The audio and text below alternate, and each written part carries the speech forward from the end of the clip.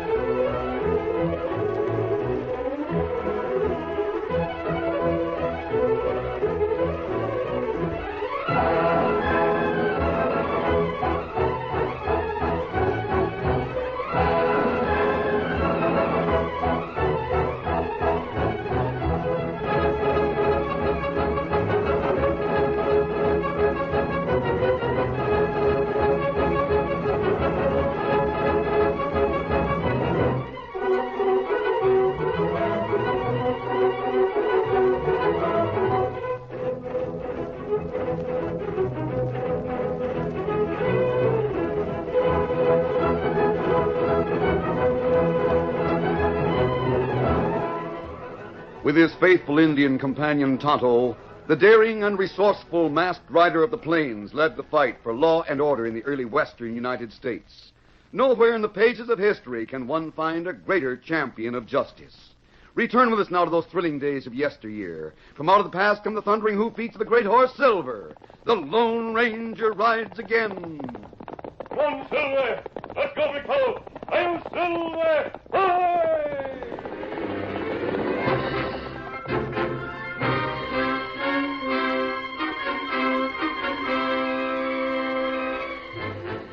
Tonto, Indian companion of the Lone Ranger, had taken the white stallion Silver to a blacksmith in a nearby town while the Lone Ranger waited in their camp. As Tonto, riding scout and leading Silver, approached the camp upon his return trip, his keen eyes detected something unusual. He immediately reined up and dismounted. Oh, Scout. Oh, Silver. Oh, fella. Oh. It looked like old man camp stealing food. Me not see Lone Ranger. Me catch thief.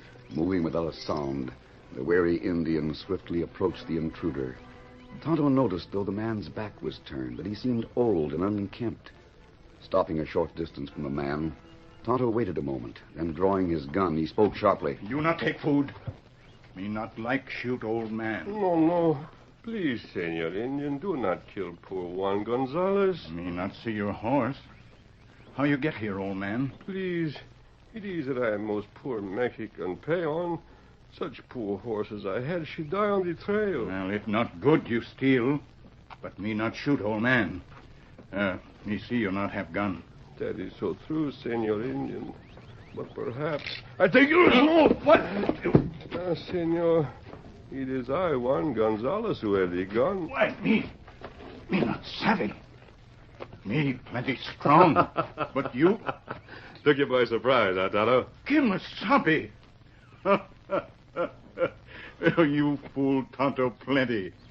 Me think you really old Mexican. Good. If I can fool you with this disguise, it ought to fool others, Tonto. But why you wear disguise? When we rode here into New Mexico, I told you we came here for an important reason. That's right. But you not say what reason. You didn't ask why we made the long trip to Santa Fe. I decided to wait until we were down here near the border before I told you. Oh, me know you tell when ready. While you waited in camp outside Santa Fe when I went into town alone, my purpose was to meet the new Indian agent sent there by the president. Me hear about him. His name is James Calhoun. I learned through the padre that Calhoun wanted to see me. What him want from Lone Ranger, Kimasabi? The day I went to see him, I rode directly to his office in Santa Fe. I wore a disguise instead of a mask, as you know. Well, Mr. Calhoun wasted no time getting right to the point. Now, the reason I sent for you is this. In taking this new territory, the United States has assumed a responsibility that has become an embarrassment to our government. What do you mean by that, Mr. Calhoun? I mean, sir, that last year in 1848, we signed the Guadalupe-Hidalgo Treaty with Mexico. In Article 2 of that treaty, the United States bound itself to restrain the Indians from raids into Mexico and to prevent Mexicans being taken captive by them. Yes, I know. The responsibility is a great one. According to Governor Bent's report, there are about 40,000 Indians in the new territory. Yes. Now, I've had reports and complaints that conditions along the border are bad. Mexican men, and especially women and children, they disappear from their homes and turn up as captives among the Apaches. They're traded from one tribe to another as slaves. I see. Well, what do you want me to do? I think you can help greatly, sir.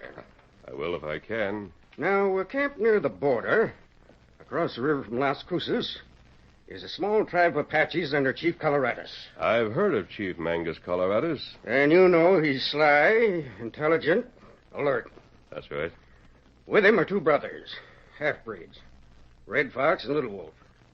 It's my opinion they're responsible for a great deal of the trouble, though I can't get proof. Has anyone tried to get the proof, sir? Oh, yes. I sent a small detachment of troops down there under Lieutenant Jones. Well, I'll call in the lieutenant. Have him tell you. Very well. Well, Jones, will you come in a moment, please? Yes, of course, sir. Lieutenant Jones, meet Mr. You may call me Granger, sir. Glad to meet you, sir. Thank you. Jones, I'd like to have you tell Mr. Granger what conditions are as you found them along the border recently. All right. I had a detachment of troops down there. We kept tabs on the Apaches, especially Chief Colorado's tribe. But they seem fairly quiet and content.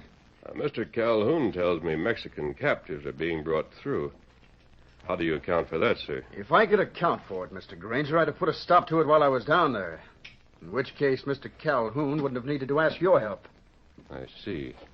Then you know why I'm here. I thought nobody knew why I sent for you, Mr. Granger. How did you know, Jones? Well, I was more or less guessing, sir. It really doesn't matter, Mr. Calhoun, since Lieutenant Jones is as anxious as we are to put a stop to the Apaches. That's right, Mr. Granger. That sort of thing must be stopped at any cost. I agree with you. Jones has received a transfer from his post here in Santa Fe to a newly established post in Las Cruces, down near the border. Well, that's interesting. Did you ask for the transfer, Lieutenant? Oh, yes. Yes, I did. I feel I'll be in position to watch further developments among the Apaches down there. If you tell me your plans, perhaps I can be of service to you. Well, so far, I have no plans. But if I need your help, Lieutenant, I'll get in touch with you at Las Cruces. Now, Mr. Calhoun, that's all the information you have for me. I'll make preparations to leave for the border at dawn tomorrow. So, that's the reason, Tonto, that I've disguised myself as an old Mexican peon. Now, my plan is to be taken captive by the Apaches of Chief Colorado's tribe. But, Kemosabe, that's plenty risky. Apaches treat captives heap bad, make 'em suffer much. I hope I can endure whatever suffering they might inflict, Tonto, till I find out what I want to know. No, me not let you go, Kemosabe. Maybe them find you not Mexican. Then them torture, kill you.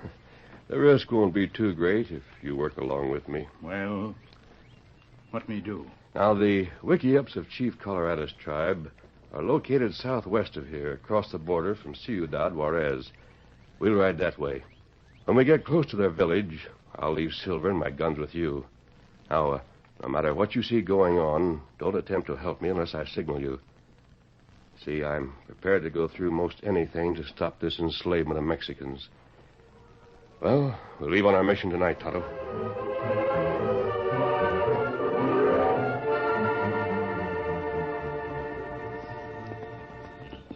Dawn will soon be breaking, Tonto.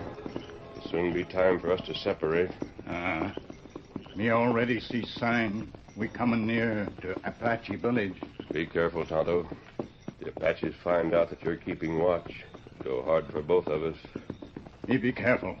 Wait, Kemosabe. Oh, Scout, fella. Easy, Fella. Barking of dogs come from Indian village. We not go closer. Right. Easy, steady, big fella. Well, here are my guns. Take care of Silver. Keep him and Scout well hidden, but handy for a quick getaway. Me do it. We'll be together again soon, old boy. Steady. Now, Tonto, in this disguise as an old Mexican, I'll go from here on foot toward the Apache village. One of the early scouting parties will be sure to capture me and take me in. I mean, still not like ID. I'll be all right. Adios, Tonto. Adios, Kimasabe. Me be waiting. Watch it.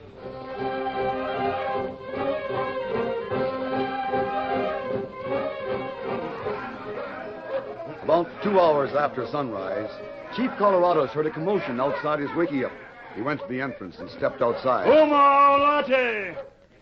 Red Fox, tell Chief why braves gather here with much noise. See, Chief, Mexican captive, me, Red Fox, and Brother Little Wolf bring to village. Him, see, eat many summers, O Chief, but in his limbs there is still strength for much labor. Me have look. Bring captive here.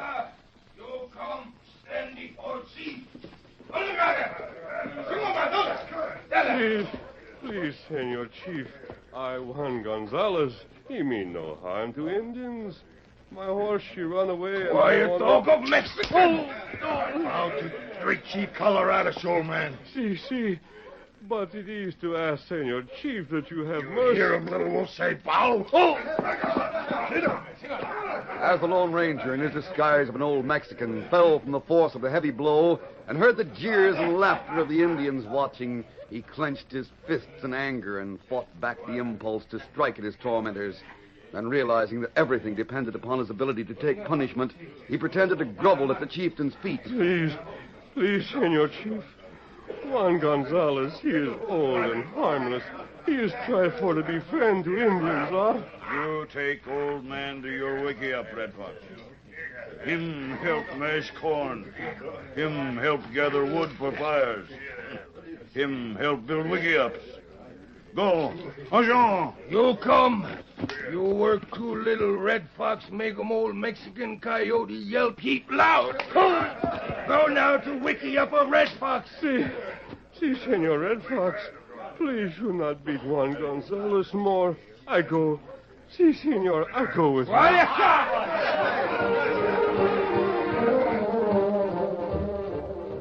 The Lone Ranger was not left alone long. Within half an hour, Red Fox put him to work with a group of squaws mashing corn in the hot sun.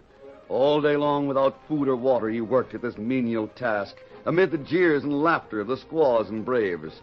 But the Lone Ranger's fine physique and clean outdoor mode of living stood him in good stead, and though outwardly he assumed the weariness that would have been natural for an old man, inwardly he was strong and alert. Though the fine dust which arose from the dry corn he was mashing between two heavy stones smarted his eyes and parched his throat. At sundown, the squaws left him to do their cooking. Then Red Fox, followed by several braves, approached. You mash 'em corn no faster than squaw, old man. Juan Gonzalez, he do his best, Senor Red Fox. It is enough. Gracias. Maybe old Mexican feel 'em hunger, have 'em thirst for water. Gracias. Si, Senor Indian. The hunger and thirst, she is very great within Juan Gonzalez. It's not good for old man be hungry. Little Wolf, you come, help 'em Red Fox feed feeble Mexican. Me help 'em, Red Fox. See, me take 'em up handful dry corn, him work hard to mash. Now, old man, eat 'em. But, Senor, I cannot. That mashed corn, she is but dry dust. You make a mouth open, Little Wolf. Me do it. No, please, no. Force a mouth open. No. There, Red Fox. Him ready for food. Me put 'em in dry corn now. No. Now you go to Wiki up. Maybe old man dream of plenty water. Come, old Mexican dog.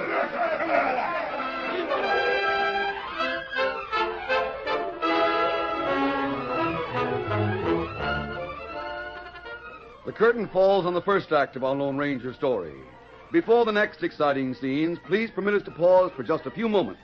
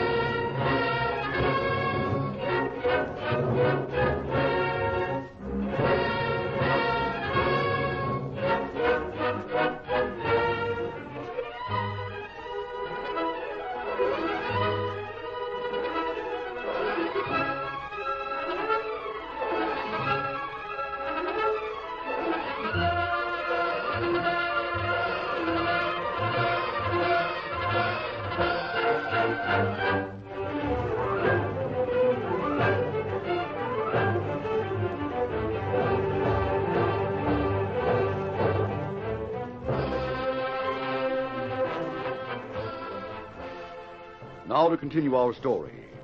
For 2 more days, the Lone Ranger was forced to work in the hot sun, forced to eat the dry, mashed corn, forced to suffer the pangs of extreme thirst.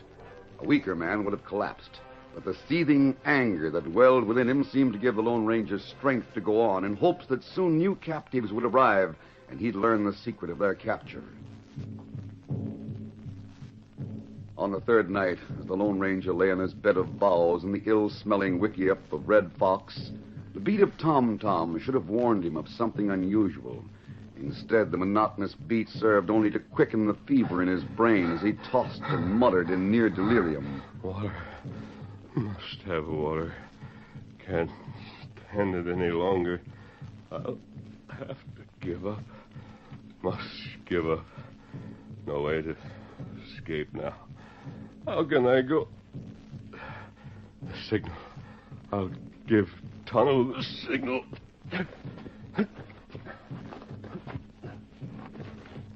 The doorway. Oh, the air feels good. Must give signal. Tonto will come. I can't. My throat too dry. No use. I waited too long. But I won't give up. I won't. I have to go on somehow. Somehow.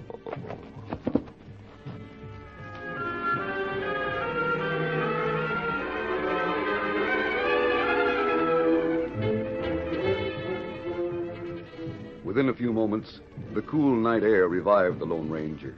He opened his eyes. Then, as the beat of the tom-toms reached his fevered brain, he struggled to his feet.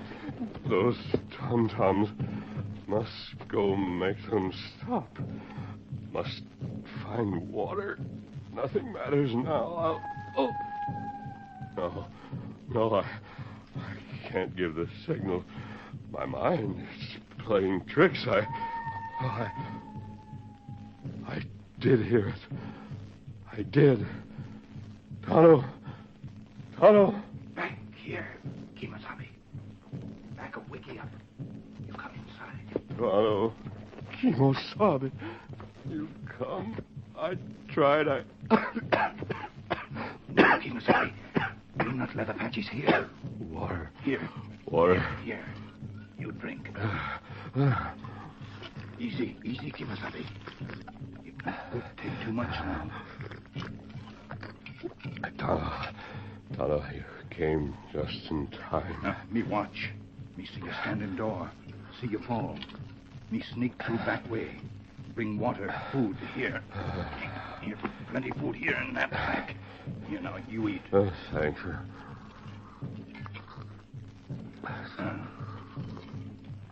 Water's made me feel better already. Oh, that's good.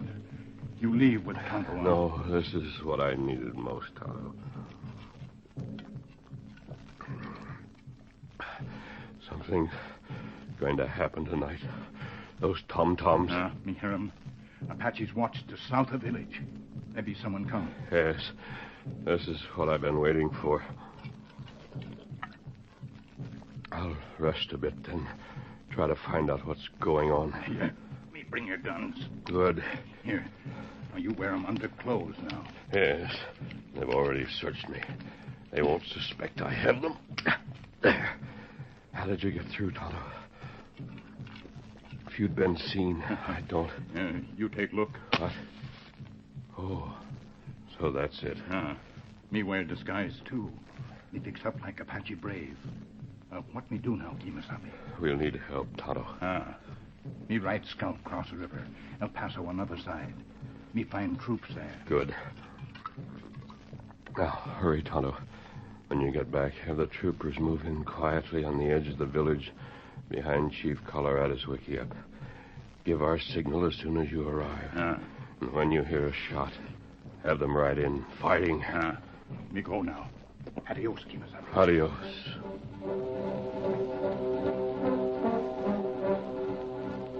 After Tonto left, the Lone Ranger rested for several hours. When he wakened, the tom-toms had stopped, but he heard the sound of great excitement in the village. At that moment, Red Fox entered the wickiup. You come. Me show old man plenty Mexican friends come live with Apaches.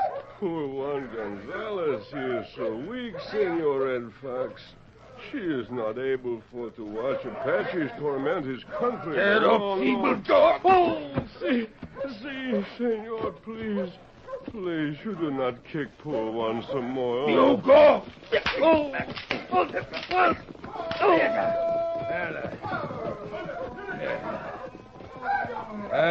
That is good. They come to village, you see? Moon give plenty light. I saw them all right, but I can't believe it. American soldiers bringing in Mexicans. Old man change. Stand tall, talk deep. Yes, and he hits hard, you dirty redskin. That makes me feel even better. I move up toward the chief's wickiup where the crowd is. Keeping to the shadows, the Lone Ranger made his way to the back of the chief's quarters, and he edged forward to watch and listen. Our pale-faced friend has kept his promise. He has done well. Tonight he has brought us 8 Mexicans. I still can't believe those were American soldiers. Yet those uniforms... Voluntary! Friend of Apaches, come. Make talk with Chief Colorado. How? How, Chief Colorado? Lieutenant Jones and Indians in American uniforms. We have had to move with caution, O Chief, because of one who has been commissioned to spy upon us and to bring punishment upon the Apaches and their friends. We've outwitted him so far, yet it's better that you move on tonight with the captives and trade them to tribes further north. Our good friend speaks wisely. Chief Coloradus will send braves with captives tonight. Orlita will fix him. You cannot stop Loretta. He has fought to fight all of you alone. Beto! Call me from noise like a street owl. See, you are the one it is for Loretta to speak with. You are a big, fat chief who make for to steal from the haciendas the good Mexicans who there would live in peace. Squaw not make talk with Chief Colorado. You go. Go, I shall not. For such an Apache pig that you are. See, Lolita is trusting one American officer who comes to hacienda in the dark, who tell Lolita that Indians come on warpath. He say bring family with him and his soldiers very quick. You go. Wait! Lolita tell you more. We go with officer in dark. Stop at other hacienda, get more good Mexicans to come. Then the moon she come out bright. We find our soldiers not Americanos. They have uniforms, see? But inside them they are filthy Apaches led by the American officers. Don't listen to this crazy woman, Chief Coloradus. Send her back to the others. See, that is the one. It is that traitor, that dog of a lieutenant. With his sailor, Loreto will kill him now. Oh, my shoulder! She stabbed me!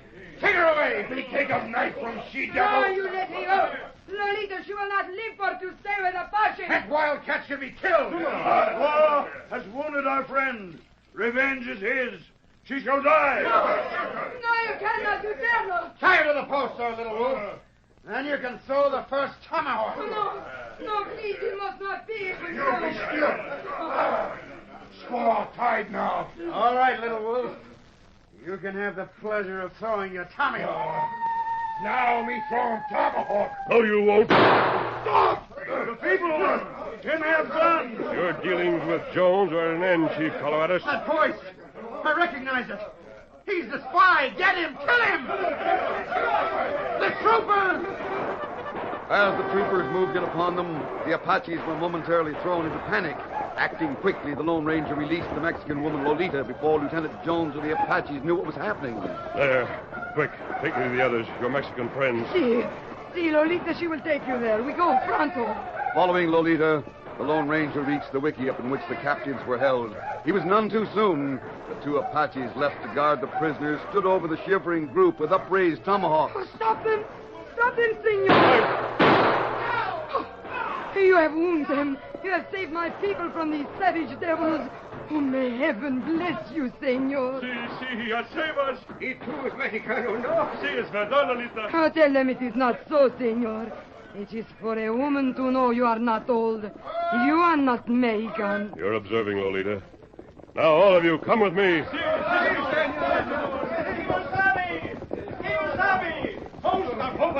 Hold, Silver. Hold, Silver. Silver, big fella. Good to see you again, old boy. Tonto, have the troopers rounded them up, including the American officer? Here come Captain of troops. Him have prisoners. Good. Tell me, Indian, where's the man who sent for us? Him here, Captain. You mean that elderly Mexican is the one who sent for us? Oh, the moon, she is so bright, Senor Capitan. But you do not see. The age, she does not have such straightness of figure nor such brightness of eye. He is fixed up for to fool people, no? Yes. If it hadn't been for that one, things wouldn't have turned out this way. Captain, before I lose my temper, and I think it's about due, I'll leave these good Mexican people in your charge. Steady. Easy, big fella. But wait a minute, sir. Thank After all, you for coming, Captain. See that dirty traitor and his renegade band get what's coming to them. Adios. Come on, Silver. Well, nation, take it. I don't know that man. Oh, but Lolita, she know enough about him for to know him more better, Senor Capitan. To him, all Mexico will give blessings. Now, talk sense, woman. He poses a Mexican to fool the Apaches. He's a master of disguise. I wish the Apaches had done away with him when they captured him. That is to make Lolita laugh, Senor Traitor. I have heard that voice before through a mask. A mask? Si, Senor Capitan. And Lolita has seen that most beautiful white stallion before. That horse he called Silver. Now, you see, Senor Capitan, all of these Apaches and Mexicanos alike are knowing Lolita speaks of the man of the silver bullet, the masked rider who is called the Lone Ranger. Such a man he is.